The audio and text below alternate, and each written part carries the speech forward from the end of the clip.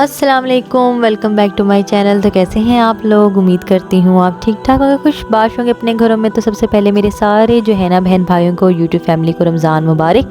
और जी ये जो है ना मेरी रमज़ान मुबारक की फ़र्स्ट सहरी थी, तो मैंने व्लॉग ज़रा लेट बनाए, तो पर आपको मैं बता दूं तो मैं बना रही हूँ हस्बे मामूल पराठा बना लें या रोटी बना लेती हूँ। कोई मेरी फैंसी सहरी नहीं होती, आराम से जो जो पड़ा होता है वही खाते हैं। कोई स्पेशल इस तरीके नहीं कि हम बना रहे नहानियाँ बना रहे हैं तो साथ नान कुलचे इस टाइप की चीज़ें कुछ नहीं, सिंपल हमारी सहरी होती है। तो अपने हस्बैंड के लिए पराठा बना लेती हूँ, नॉर्मली हम रोटी ही खाते हैं। तो पहले मैंने सोचा कि अपने लिए भी बना लूँ, फिर मेरा दिल किया कि नहीं ब्रेड ही खा लो तो बेटर है, क्योंकि मेरे से सुबह इतना खाया नहीं जाता। अच्छा, जब फ़र्स्ट टाइम जब रमज़ान गुज़रा था ना, वो मेरे लिए बड़ा डिफ़िकल्ट था। जो पहला रमज़ान मेरा आयरलैंड में गुज़रा, क्योंकि उस वक्त जो है ना अम्मी की जो है ना आदतें हमारी बिगड़ी हुई थी कि जी सहरी सामने सज के आ जाएगी तो फिर आंखें खुलेंगी हमारी।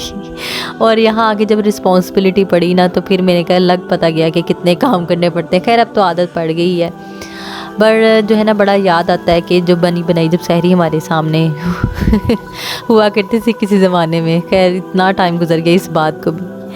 तो अब हाँ, मैं साथ साथ बता दूँ, ये जो है ना मैंने न्यू तवा लिया है। तवा कहें क्रैपे पैन कहें टीमू से लिया है। मैं इस तरह की चीज़ें नॉर्मली कभी यहाँ इस तरह की वेबसाइट से लेती नहीं, पर मुझे इसके रिव्यू बहुत अच्छे लगे।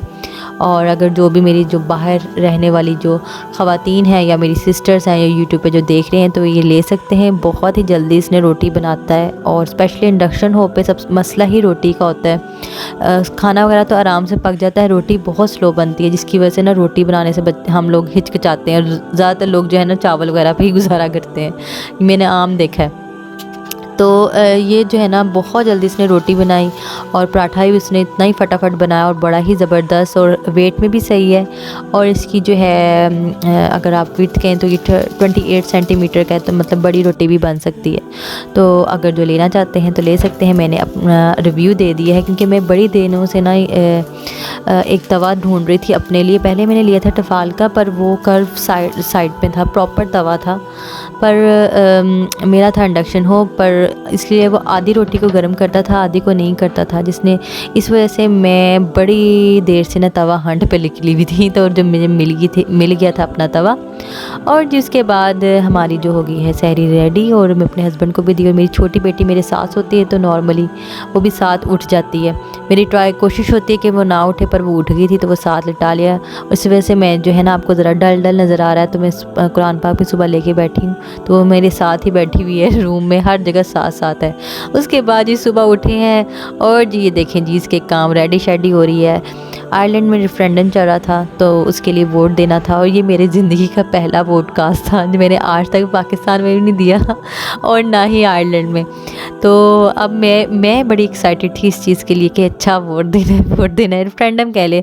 तो उसके लिए हमने जाना था पास स्कूल में, वहाँ वोट कास्ट करने। तो मुझे मैं बड़ी एक्साइटमेंट में चल रही थी कि भाई आज मैंने फ़र्स्ट टाइम अपनी ज़िंदगी का ना वोट कास्ट किया है। तो उसके बाद हमने आए हैं लिबर्टी मार्केट, ये मेरे घर के बिल्कुल पास है। ये भी इंडोर मार्केट टाइप है। यहाँ मतलब आम ज़रूरियात की या ऊनी जो स्वेटर बड़े ज़बरदस्त मिलते हैं बच्चों के, तो यहाँ हम देखने आए हैं। वैसे ही मैंने कहा आप लोगों को भी दिखा दें कि यहाँ भी मेरे घर के पास इस तरह की एक छोटी सी मिनी मार्केट है। तो रोज़ा तो था ही, और बच्चे स्कूल में थे, तो मैंने कहा चलो आप लोगों को भी थोड़ा सा आयरलैंड का नज़ारा करवाते फिरते हैं। रोज़ा भी अल्हम्दुलिल्लाह बहुत अच्छा जा रहा था, और क्योंकि मार्च के रोज़े हैं और रोज़ा का दिन भी ज़रा छोटा हो गया है, तो ऐसा लगता है कि जल्दी से ही ख़त्म हो जाता है। और इस वजह से मुझे था कि जल्दी से हम घर जाएं, क्योंकि रोज़ा भी जल्दी खुल जाना है, कि कुरान पाक पढ़ें और नवाफिल पढ़ें, इबादत करें। और स्पेशली मैं एक बात कहना चाहूँगी, जो है ना इफ्तारी के बाद जो सुस्ती जब चढ़ती है ना, तो उस वक्त जो है ना हमें सिर्फ कुरान पाक के ये 2 अल्फाज याद रखना चाहिए, अय्याम मादूदातिन, कि गिनती के चंद दिन। जो इबादतों की थकावटें हैं ना, ये तो उतर जाती हैं वक्ती तौर पे। जो अमाल नामा है ना, वो आपके साथ जो है ना लंबा ही जाएगा और हमेशा ही साथ रहेगा। तो इस वजह से जो कोशिश करें कि जितनी हो सके इबादत करें। थकते हैं तो थक जाएं, कोई बात नहीं, क्योंकि जो है थकावट जो है ना ख़त्म हो जानी है। लास्ट ईयर की जो आपकी थकावट है, आपने तरावियाँ पढ़ी हैं, पर उसकी जो है अब आपको याद तो नहीं है ना, तो ये थोड़े से गिनती के चंद दिन हैं। कोशिश करें जितने हो सके अपने लिए सवाब कमाएं और मुझे भी दुआओं में याद रखें। और अगर व्लॉग अच्छा लगा हो तो व्लॉग को लाइक सब्सक्राइब करना ना भूलिएगा। व्लॉग का करते हैं इख्तिताम कुरान पाक की इस आयत से, जिसका तर्जुमा ये है, और दुनिया की ज़िंदगी दुखों के माल के सिवा कुछ भी नहीं। तो मुझे दे इजाज़त, अगले व्लॉग तक के लिए अल्लाह हाफिज़।